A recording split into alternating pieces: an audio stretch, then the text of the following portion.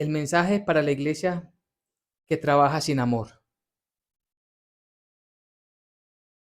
Apocalipsis capítulo 2 versículos del 1 al 7. Dice la santa palabra del Señor. Escribe al ángel de la iglesia en Éfeso, el que tiene las 7 estrellas en su diestra, el que anda en medio de los 7 candeleros de oro, dice esto: yo conozco tus obras y tu arduo trabajo y paciencia, y que no puedes soportar a los malos, y que has probado a los que dicen ser apóstoles y no lo son, y los has hallado mentirosos, y has sufrido y has tenido paciencia, y has trabajado arduamente por amor de mi nombre, y no has desmayado. Pero tengo contra ti que has dejado tu primer amor. Recuerda por tanto de dónde has caído y arrepiéntete y haz las primeras obras, pues si no vendré pronto a ti y quitaré el candelero de su lugar si no te hubieres arrepentido. Pero tienes esto, que aborreces las obras de los nicolaitas, las cuales yo también aborrezco. El que tiene oído oiga lo que el Espíritu dice a las iglesias. Al que venciere le daré a comer del árbol de la vida, el cual está en medio del paraíso de Dios. Amén y amén. Apocalipsis capítulo 2. Allí encontramos eh, el mensaje. Capítulo 2 y 3 está el mensaje que el Espíritu de Dios nos envía para las iglesias. Y sabemos que en principio dice que la visión fue dada por Jesucristo a Juan para que le escribiera a las iglesias. Recordemos las iglesias: Éfeso, Esmirna, Pérgamo, Tiatira, Sardis, Filadelfia, la Odisea. 7 iglesias que en aquel entonces su ubicación física era en Asia. Pero recordemos también que hablamos de la importancia del número 7, a las 7 iglesias, 7 candeleros, 7 estrellas. La importancia del 7 en la Biblia, y es plenitud, es decir, que este mensaje es para toda la iglesia de Jesucristo, es para la iglesia completamente. No hay una porción para una en un tiempo, como algunos dicen, y otra porción, otro pasaje para otra iglesia en otro tiempo distinto a la primera. No. Lo que la palabra del Señor dice, y vamos a ver que se repite una y otra vez: el que tiene oído, oiga lo que el Espíritu dice a las iglesias. Es decir, que cada uno de nosotros que somos parte de la iglesia de Jesucristo y que estamos reunidos en cualquier punto de esta tierra, somos parte de esa iglesia que debemos escuchar el mensaje y entenderlo para aplicarlo correctamente a nuestras vidas. Porque no quiere decir que si este mensaje, el que leemos hoy, aplica para nosotros, entonces no esté aplicando para otras iglesias o para otras comunidades, otras congregaciones en otras partes. No, cada uno tenemos que mirar con detalle todo lo que debemos recibir de la palabra de Dios y aplicarla correctamente a nuestras iglesias, a nuestras comunidades. Entonces habíamos visto la vez pasada que era una visión para la iglesia de Jesucristo, claro, porque es una sola iglesia. La iglesia de Jesucristo en todas sus denominaciones es una sola iglesia. Pero la iglesia de Jesucristo es una, ¿en qué sentido? En que nosotros, los que somos creyentes verdaderamente en Él, que creemos que la salvación es por gracia, que no es por obra, sino un regalo divino, que creemos que Jesucristo murió por nuestros pecados, fue sepultado y resucitó al tercer día y que vive a la diestra de Dios Padre. Entonces pertenecemos, los que tenemos esta doctrina, pertenecemos a la iglesia de Jesucristo, a la iglesia única de Jesucristo. Ya los otros son denominaciones que el hombre ha creado, pero realmente lo importante es saber que pertenecemos a la única iglesia de Jesucristo y como tal el mensaje lo debemos de recibir para cada uno de nosotros. Entonces hablábamos que era una revelación de Jesucristo que Él quiso soberanamente en su divina providencia mostrarnos a nosotros a través de Juan, guiado por el Espíritu Santo, a través de Juan, escribir para que todos nosotros, sus siervos, conociéramos las cosas que estaban sucediendo y que habían sucedido, que estaban sucediendo y que sucederán. Y es algo que Él voluntariamente quiso hacerlo. ¿Por qué? Por amor a cada uno de nosotros. Y cuando recibimos esa palabra de esta forma, entendemos que nuestra mirada debe de estar puesta en Cristo Jesús nuestro Señor y no en las cosas que están pasando en el mundo. El mundo va de mal en peor, pero nosotros sabemos que cada vez más estamos cerca de la venida de Jesucristo por su iglesia. Y eso es lo que nos anima, eso es lo que nos da esa perseverancia para que todos nosotros podamos llegar delante de Él.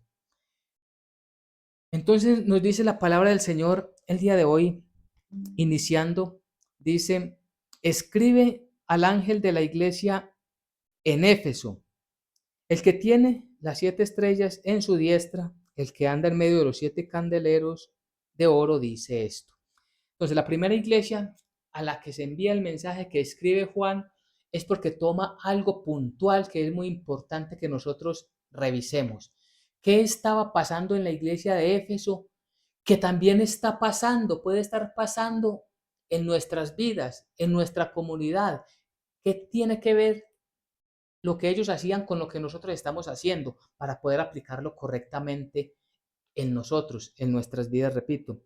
Entonces, hay una parte importante y es que cada vez que empezamos eh, un mensaje a una de las iglesias, siempre encontramos al principio unos atributos de Jesucristo, atributos que son solamente de Él y de nadie más, del soberano, del Dios omnipotente, del Dios todopoderoso, omnisciente, del Dios que está con nosotros de día y de noche, que quiere manifestarse a nosotros para que comprendamos su santa palabra. Entre esos atributos, entonces, en este capítulo 2 vemos que dice, el que tiene las 7 estrellas en su diestra, el que anda en medio de los 7 candeleros de oro. Las 7 estrellas, ya lo hemos visto en el capítulo 1, que las 7 estrellas son aquellos 7 líderes, algunos le dicen 7 pastores, aquellos mensajeros escogidos por el Señor. Si comprendemos bien el número 7, significa que este mensaje es para aquellas personas, para todas las personas que estamos al servicio de nuestro Señor. Y de hecho debemos de ser todos los discípulos, todos los seguidores, somos sus siervos. Por lo tanto, allí debemos de centrar nuestra atención. Y los 7 candeleros sabemos que son las 7 iglesias. Es decir, había una persona allí en Éfeso que estaba dirigiendo, guiando aquella iglesia, aquella comunidad allí en Éfeso, y esta persona era responsable de todo lo que estaba sucediendo allí. Importante, porque es que todo lo que hacemos lo debemos de hacer como para el Señor, y somos responsables, y lo vamos a ver que todo lo que hagamos el Señor lo está viendo, y el Señor lo escudriña hasta lo más íntimo. Y por eso empieza entonces el versículo, dice, yo conozco tus obras. Es algo que vamos a encontrar repetidamente en cada uno de los mensajes a las 7 iglesias. Así como lo vemos en la iglesia de Éfeso, lo vamos a ver cuando hablemos de Esmirna o de Pérgamo, de Tiatira, de Sardis, de Filadelfia, de la Odisea, de cada una de ellas, vamos a ver que dice, yo conozco tus obras. Y cuando dices yo conozco tus obras, debemos de comprenderlo claramente lo que significa, y es que el Señor conoce, antes de que nosotros hagamos una obra, Él conoció nuestras intenciones. Él conoció nuestras intenciones y conoció lo que íbamos a hacer y conoció las consecuencias de esas obras. ¿Por qué es tan importante el énfasis? Porque hacemos cosas, pero ¿qué es lo que nos motiva a nosotros a hacer una u otras cosas, repito, para la obra del Señor? Porque hay muchas obras que se hacen, pero esas obras las hacemos como para el Señor. Es decir, ¿qué es lo que nos motiva a nosotros a obrar? Debemos de tener claro que el Señor nos mandó a hacer buenas obras. Esto lo hemos hablado. Si miramos en Efesios 2, capítulo 2, versículo 10, encontramos que allí el Señor nos dice que estas obras fueron preparadas de antemano por el Señor. Es decir, el Señor ya nos había dejado claro que teníamos que trabajar, nos dejó unas responsabilidades, porque somos hechura suya, creados en Cristo Jesús para buenas obras, las cuales Dios preparó de antemano para que anduviésemos en ellas. Entonces, ¿qué nos está diciendo? Nosotros que somos hechura suya, creados en Cristo Jesús ¿Para qué fuimos creados? Para hacer buenas obras. Estas buenas obras el Señor las preparó de antemano para que anduviésemos en ellas. Y recordemos el contexto de este versículo y es que viene hablando de la salvación que es por gracia, porque por gracia sois salvos por medio de la fe. Y esto no de vosotros, pues es don de Dios, no por obras para que nadie se gloríe. Es decir, las obras que el Señor nos ha dejado que las hagamos para que las ejecutemos, esas obras no van a generar en nosotros o no van a traer como consecuencia la salvación. Ninguna obra lleva a la salvación. Lo que está diciendo es que porque ya entendemos que recibimos gratuitamente la salvación, ahora nuestro foco, nuestra mirada debe estar puesta en las obras que el Dios Todopoderoso preparó de antemano para que anduviésemos en ellas. Entonces, Apocalipsis 2 dice, yo conozco tus obras. Comprendemos entonces que el Señor está viendo, repito, todo lo que estamos haciendo, que comprendemos que nos motiva a hacer esas obras, nos motiva el servicio al Señor, nos motiva en obedecerle al Señor o nos motiva simplemente cumplir con una acción como la conocemos en el mundo, tener misericordia, pero no se hace siempre llevando la presencia del Señor por delante, llevando el mensaje del Evangelio, sino simplemente porque es tiempo donde todo el mundo da regalos, entonces nosotros también por hacer una buena obra damos un regalo. ¿Qué nos motivó? Que otros también lo hacen y que a otros los están viendo, que nosotros la vamos a hacer también porque queremos ser vistos. No, no. De hecho, el Señor nos dice que cuando vamos a dar algo, que nuestra mano izquierda no sepa lo que hace la derecha, es decir, que la motivación no sea un reconocimiento, sino que sea un servicio para el Señor.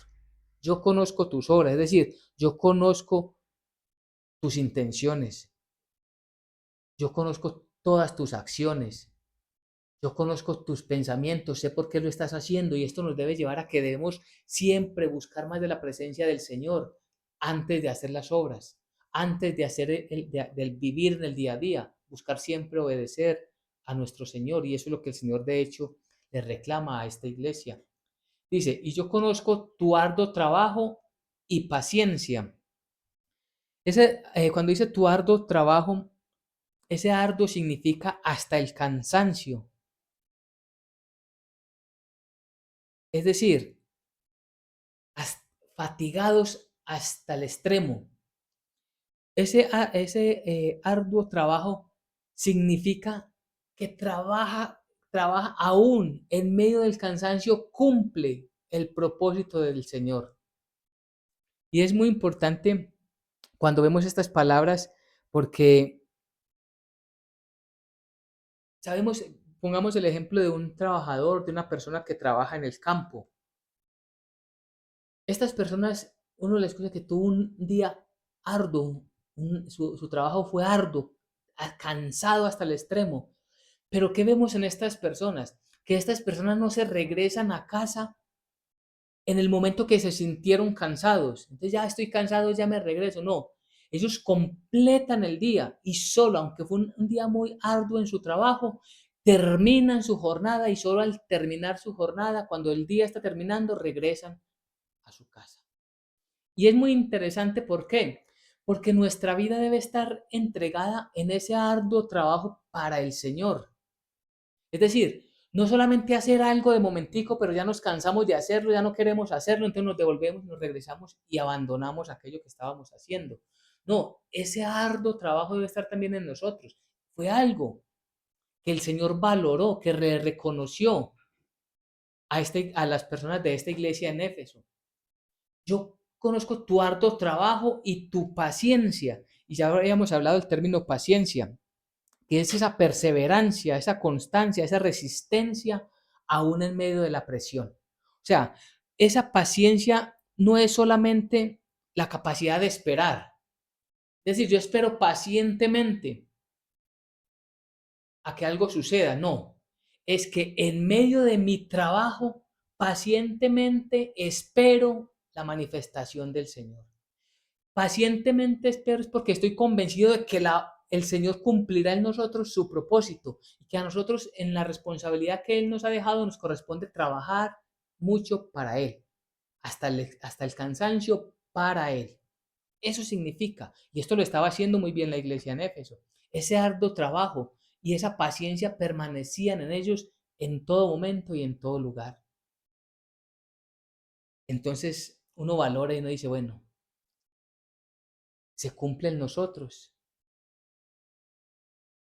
se cumple en nosotros ese arduo trabajo y esa paciencia, es decir, ese trabajo con perseverancia, con constancia, con resistencia, aún en medio de la presión, aún en medio de dificultades, nos mantenemos firmes, esperando a nuestro Señor, firmes en nuestra fe, o tenemos allí que reconsiderar nuestra manera de vivir, en cómo estamos viviendo en el día a día.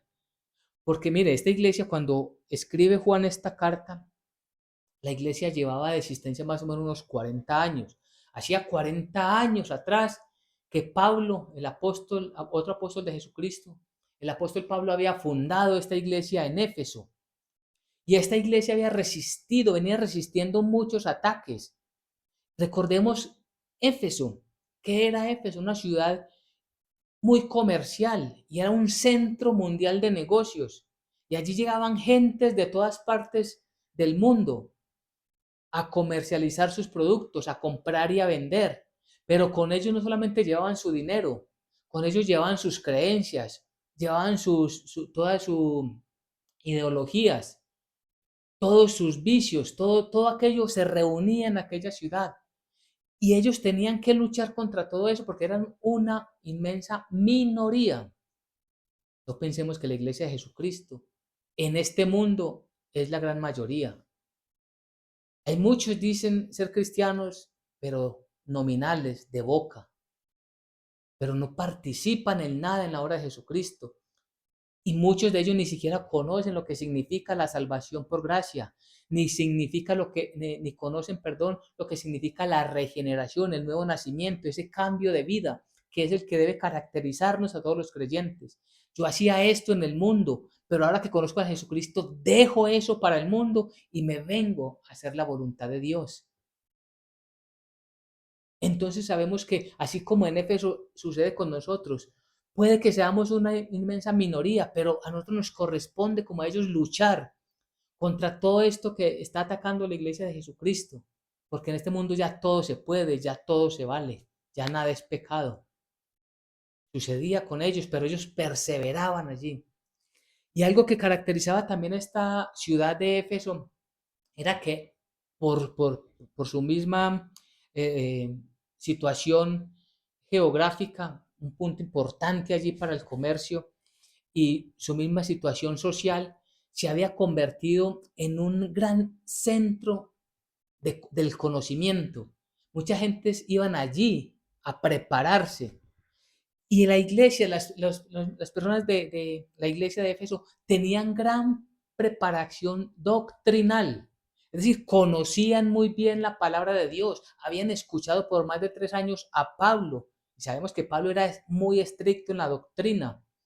Y aprendieron y luchaban contra eso. Tenían asimilado la enseñanza y ahora la ponían en práctica. Y eso es lo que dice, no soportaban a los malos. ¿Y quiénes eran aquellos malos? Aquellos que estaban en contra de la palabra del Señor, aquellos que estaban viviendo sin ley, aquellos que menospreciaban el evangelio de la salvación por gracia. ¿Y qué pasaba? Ellos no los podían soportar. ¿Por qué? Porque se resistían a traer o a dejar permear la iglesia con todas esas falsas enseñanzas. Allí en Éfeso estaba la idolatría que se tenía a una diosa Artemisa o la diosa Diana, la diosa del amor, de la fertilidad, y le rendían unos tributos realmente paganos, sucios, y ellos se resistían contra todos aquellos que, aunque decían pertenecer a la iglesia, querían vivir aún con aquellas acciones que acometía la sociedad normal. Pero ellos se resistían. y no lo soportaban. Y ellos denunciaban abiertamente que eso no venía de la palabra del Señor. Y como aplicación a nosotros, ¿qué podríamos tenerlo en cuenta? ¿Qué podríamos nosotros entenderlo? ¿Cómo podríamos nosotros aplicarlo a nuestras vidas? Y es que hoy nosotros denunciamos el pecado. Si hay alguien que está enseñando dentro de nuestra comunidad que viene con una enseñanza que no es bíblica, nos atrevemos a decir, no, eso no es bíblico. O dejamos y nos quedamos callados y decimos con el argumento, cuidado con aquel argumento, no, eso es por amor, dejemos que Dios será el que lo corrija. Dios, claro que tiene la total, completa soberanía y dominio, potestad para corregir en el momento que Él determine a quien Él quiera. Pero nos ha dejado a nosotros la responsabilidad y esto era lo que Él, el Dios Todopoderoso, valoraba de esta iglesia, que no soportaba aquellas falsas enseñanzas, que no soportaban aquellas doctrinas que querían infiltrarse dentro de la iglesia. Y esto no era que no tuvieran ellos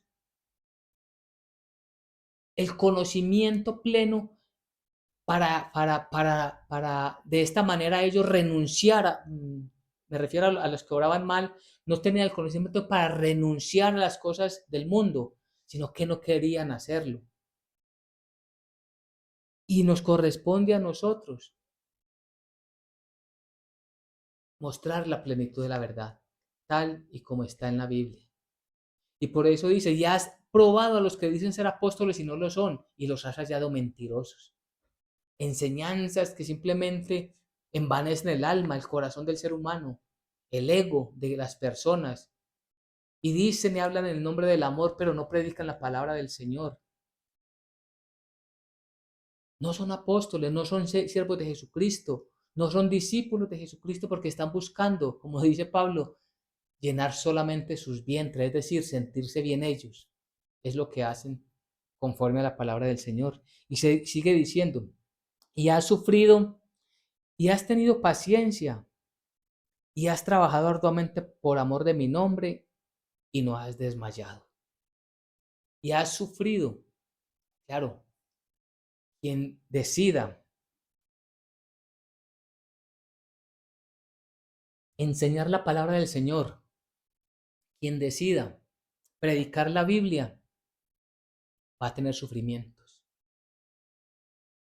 Pero esa persona que tiene sufrimientos por causa de la palabra del Señor, se va llenando de paciencia, porque eso es lo que hace el Señor. Eso produce esa paciencia. Y esa paciencia nos lleva ¿a qué? A ir creciendo en una estatura espiritual.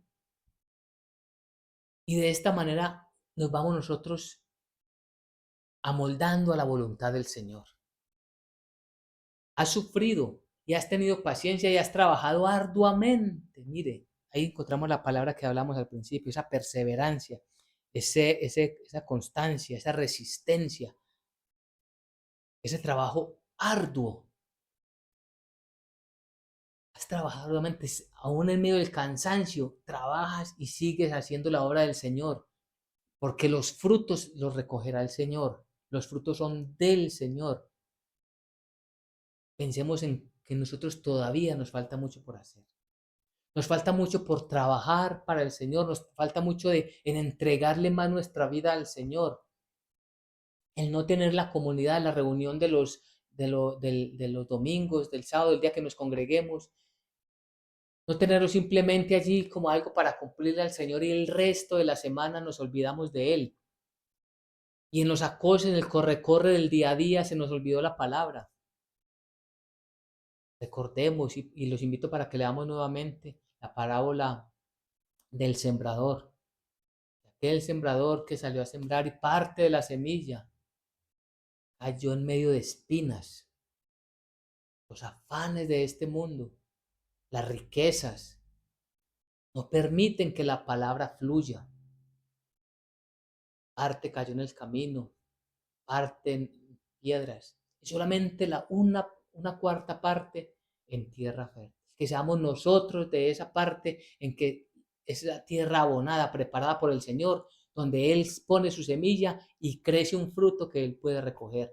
Pero debemos de trabajar con ganas, con amor al Señor, porque dice, y has trabajado arduamente por amor de mi nombre.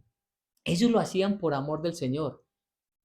Ellos lo hacían sin desmayar para el Señor.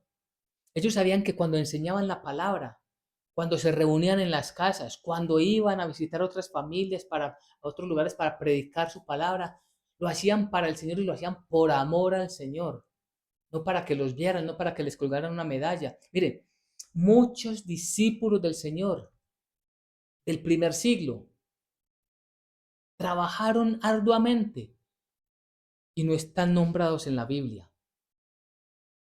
Y así somos usted y yo. Tenemos que trabajar arduamente sin ser nombrados para que sea el Señor el que reciba toda la gloria y la honra. Trabajar sin desmayar en el día a día es la invitación que hoy tenemos del Señor para que trabajemos para Él. Pero entonces el versículo 4, ¿qué es lo que dice? Pero tengo contra ti que has dejado tu primer amor. ¿Cómo así? Si todo lo que vienen haciendo lo hacen por amor del Señor y ahora dicen que dice el Señor, tengo algo contra ti. Recordemos, el Señor está viendo todo lo que hacemos, lo bueno y lo malo.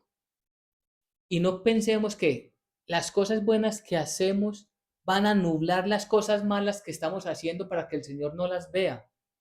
Recordemos que el Señor no soporta el pecado. El Señor aborrece el pecado. Y no podemos pretender que Él va a aceptar en nosotros que convivamos con pecado, en el pecado o para el pecado. Sino que Él lo que está diciendo es, aquí le está diciendo, tengo contra ti que has dejado tu primer amor. Ellos, esta iglesia, que era una iglesia que estaba trabajando para el Señor, que lo hacía con mucho esfuerzo, con mucha dedicación y por amor al Señor, se había acostumbrado tanto permítame la expresión, a luchar con la doctrina bíblica en medio de esas falsas doctrinas del mundo, que casi que lo hacían mecánicamente y lo hacían con mucho conocimiento, con mucho entrenamiento, con mucha preparación y se dedicaban a hacerlo, pero habían dejado algo que era muy importante, la comunión permanente con nuestro Señor. Y nuevamente, en nuestro lugar, puede suceder y muy fácilmente que tengamos el conocimiento de la Biblia, que incluso tengamos la capacidad y la dedicación para enseñárselas a otros. Pero vamos y venimos y estamos en un lugar y en otro y hablamos con unos y con otros, pero el momento de la comunión con el Señor se cortó, se perdió. Ya esa comunión que teníamos en la madrugada para intimidar con Él, ese tiempo no lo tenemos, porque es que tengo muchas cosas en el día a día que hacer. Ya el poder sentarnos en la noche a darle gracias a Dios por ese día como una rendición de cuentas nuestra hacia el Señor y pedirle allí, Señor, perdón por las cosas que dejamos de hacer, porque recordemos que también pecado es hacer las cosas que Dios dijo que no hiciéramos, hacerlas nosotros, es ir en contra de la voluntad de Dios. Pero también pecado es dejar de hacer las cosas que Dios dijo que sí hiciéramos y no las hicimos. Y todo eso lo hemos de llevar delante del Señor en oración, en esa comunión pedirle perdón. Pero esa comunión íntima también está en la lectura de la Biblia para comprender más y más su mensaje. Gracias a Dios no tenemos el entendimiento completo de la Biblia, nos falta mucho por aprender de la Biblia y esto nos lleva a que tenemos que prepararnos más y de una mejor manera. Esa comunión con nuestro Señor la había dejado esta iglesia por trabajar, por seguir luchando, se habían olvidado de algo que era muy importante. ¿De dónde has caído? Es lo que dice en el versículo 5. Recuerda, por tanto, de dónde has caído y arrepiéntete. Claro, el lugar para nosotros el más importante es estar allí delante de nuestro Dios. Allí comprendemos el propósito de Dios para con nosotros. Allí comprendemos lo que el Señor quiere que nosotros hagamos. Allí comprendemos las cosas que el Señor quiere que dejemos de hacer porque las estamos haciendo mal. Allí encontramos qué quiere el Señor con nosotros en nuestro contexto familiar o social en el que nos movemos. Allí nos encontramos cuáles son las obras que debemos hacer para el Señor. ¿Qué es lo que estamos dejando de hacer? Todo esto lo comprendemos allí en la presencia del Señor. Si salimos a trabajar mecánicamente, claro, el Señor puede glorificarse y aún por palabras que salgan de nuestra boca, si el Espíritu de Dios está allí, va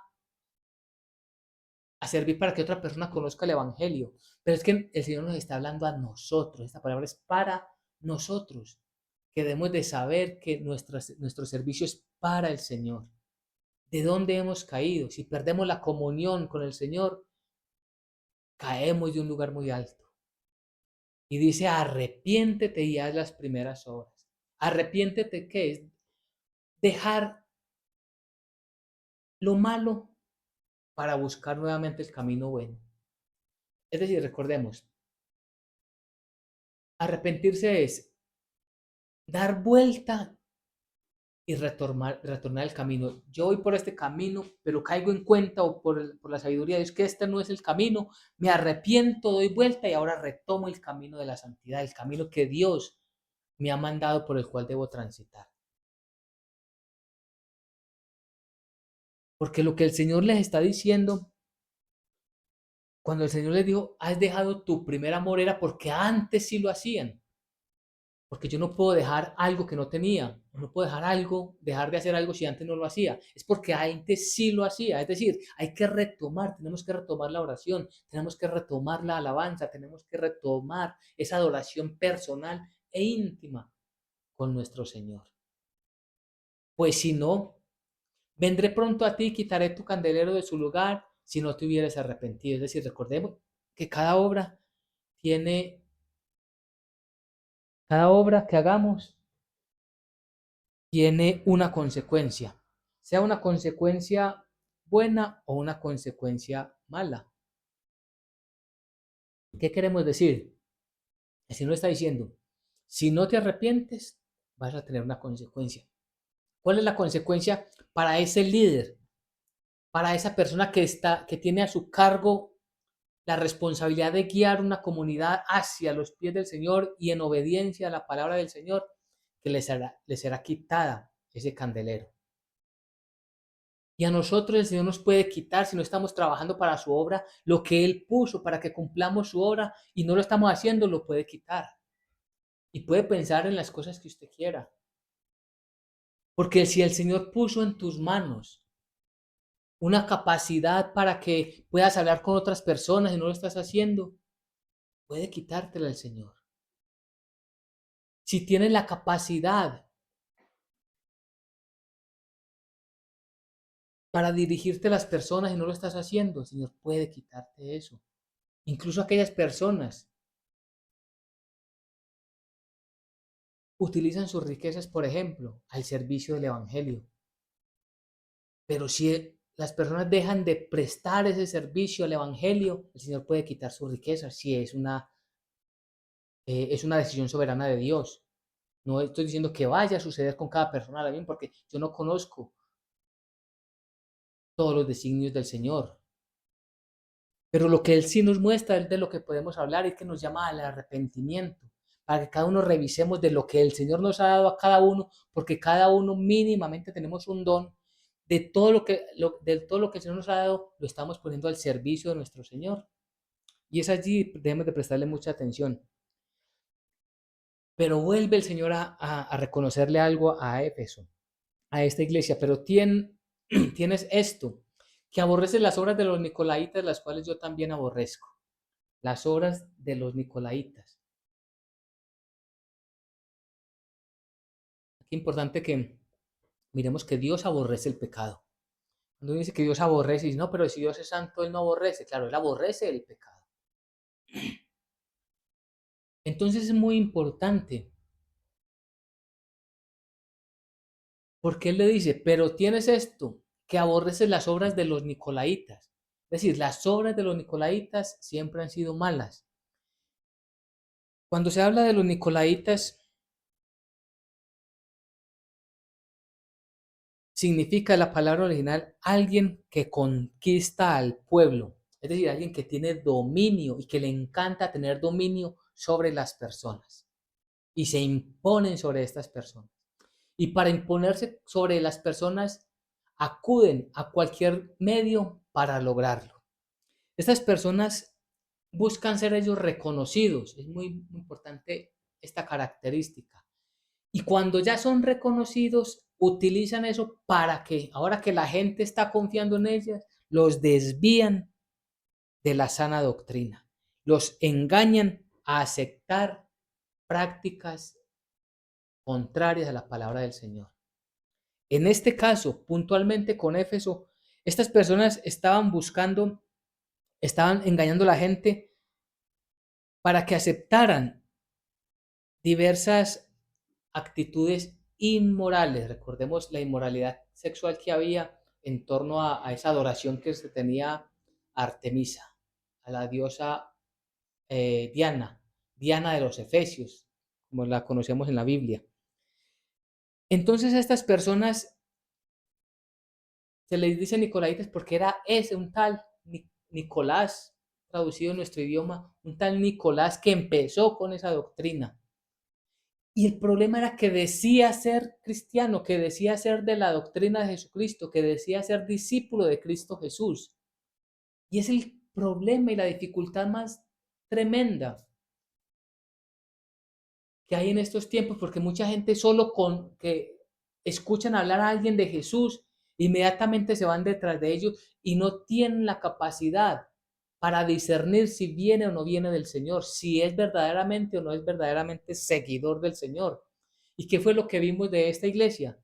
Que habían probado a aquellos que decían ser judíos y no lo eran. Es decir, aquellos que decían ser verdaderamente creyentes y no lo son, los identificaban. Pero ¿quiénes no lograban? Aquellos que no tenían entendimiento en la palabra. Y esto era aborrecido por la iglesia. Y no se lo aguantaba, como decimos, no se lo tragaban entero, sino que lo denunciaban públicamente para que las personas estuvieran alerta y no cayeran en sus trampas. Esas obras de ellos, de los nicolaitas, el Señor también las aborrecía, porque habían cambiado la doctrina, pervertían la doctrina de la gracia, la salvación por gracia, y habían reemplazado la libertad cristiana por el libertinaje.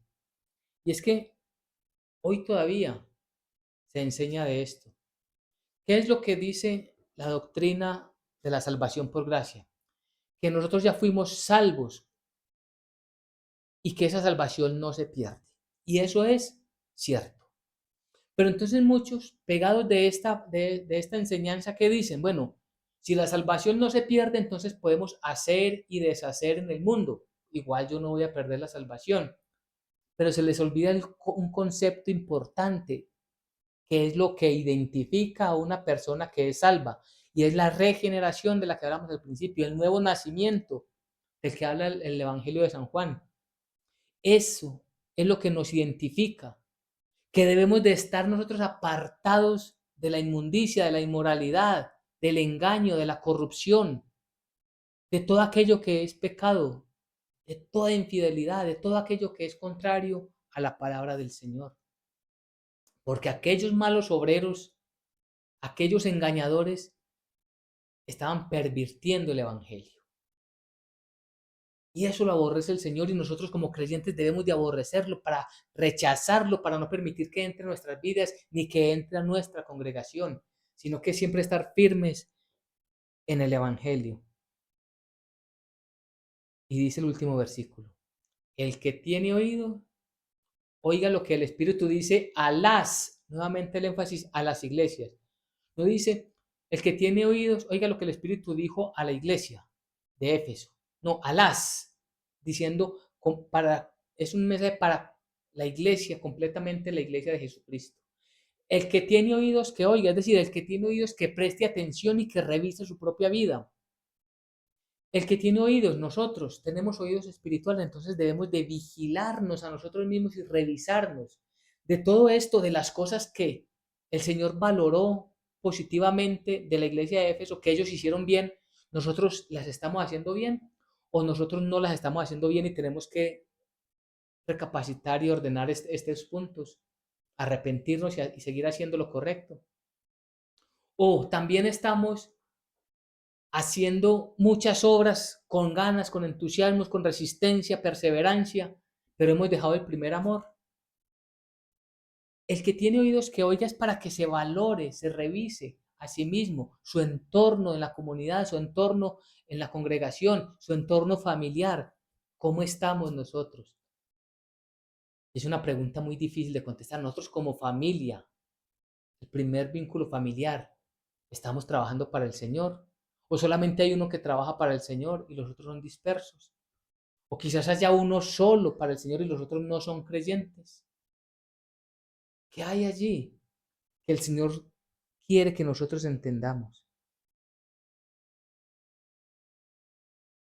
El que tiene oído, oiga lo que el Espíritu dice a las iglesias.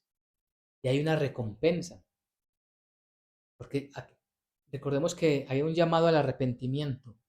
Pues el que revise su vida y corrija aquellas cosas malas y siga viviendo, trabajando arduamente para el Señor, va a tener una recompensa. Y es allí donde debe estar nuestra mirada. Mire, la mirada normalmente de las personas en esta sociedad es que tener recompensas en este mundo, recoger unos frutos de este mundo para reinvertirlos en el mundo. Pero lo que el Señor nos dice es que al que venciere, es decir, que estemos hasta el final viviendo para el Señor, haciendo la obra del Señor y corrigiéndonos a nosotros mismos. Al que venciere le daré a comer del árbol de la vida, el cual está en medio del paraíso de Dios. El árbol de la vida, recordemos que de esto se habla desde Génesis capítulo 2. Allí estaba en medio del huerto del Edén, el árbol de la vida y el árbol del conocimiento del bien y del mal. Adán y Eva no se preocuparon por el árbol de la vida, se preocuparon por el árbol que el Señor les dijo que no debían tomar de él, comer de él. Pero ahora el Señor nos promete que nos va a dar del árbol de la vida. Es decir, vamos a tener vida en Cristo Jesús eternamente, vamos a estar con Él eternamente. Vamos a tener vida para siempre en gracia y misericordia con Él, por Él y para Él. Eso es maravilloso. Y allí debe estar el centro de nuestra mirada en Cristo Jesús, en lo que Él quiere que hagamos, en lo que Él le gusta que hagamos, en lo que Él aprueba que hagamos. Dejar las cosas que Él rechaza, que Él reprueba. Y Él nos está dando la oportunidad como a esta iglesia en Éfeso. El que tenga oídos que oiga lo que el Espíritu dice a las iglesias, porque todavía tenemos nosotros que estamos escuchando este mensaje, la posibilidad de cambiar muchas cosas en nuestras vidas. Vamos a seguir mirando cada una de las iglesias, Esmirna, Pérgamo, para que eh, los que puedan, ojalá todos, vamos leyendo en la semana cada una de estas iglesias y así vengamos mucho más interesados en la enseñanza bíblica. Entonces, para concluir, ¿qué es lo que el Señor nos dice en este mensaje? Es un mensaje para la iglesia del Señor, pero una iglesia que trabaja mucho, pero está trabajando sin el amor a Dios, es decir, en esa comunión con el Señor. Y eso, por eso teníamos el título del día de hoy, el mensaje para la iglesia que trabaja sin amor. Amén y amén.